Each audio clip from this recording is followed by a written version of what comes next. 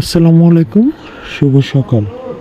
তো সবাইর সাথে আমি একটু কথা শেয়ার করব, যেটা নিয়ে বিষয়টা হলো যে মিষ্টি কুমড়া।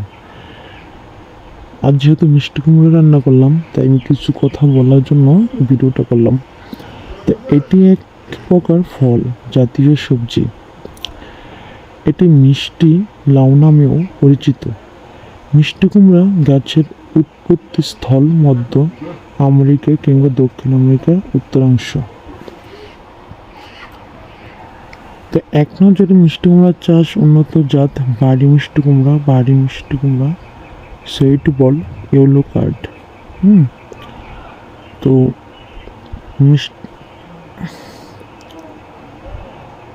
মিষ্টি কুমড়া খেলে বাড়ে শরীরের রোগ প্রতিরোধ ক্ষমতা। প্রচুর পরিমাণে ফাইবার থাকার কারণে হজমে সহায়ক সবজিটি। মিষ্টি কুমড়া ভূমিকা মিষ্টি কুমড়া বর্ষজীবী লতানো উদ্ভিদ। মিষ্টি কুমড়ার শিকড় যথেষ্ট বিস্তৃত।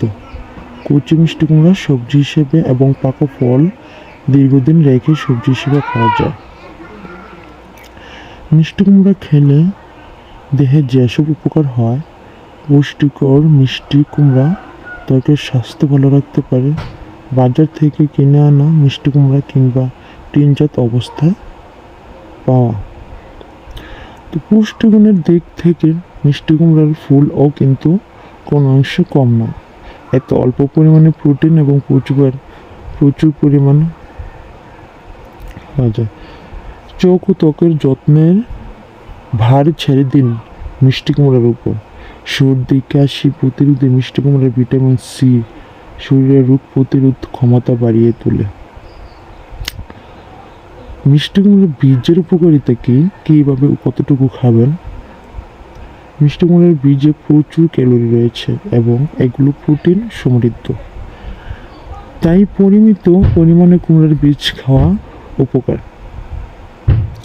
সবজি মিষ্টি কুমড়া। এবার আসা যাক এর পুষ্টিগুণের কথায়। মিষ্টি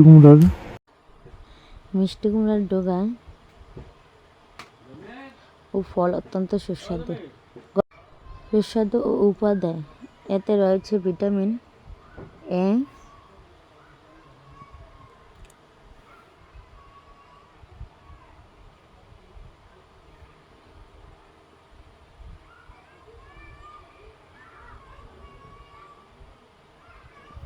তো মিষ্টি কুমড়া এইভাবে আপনারা খেয়ে দেখতে পারেন।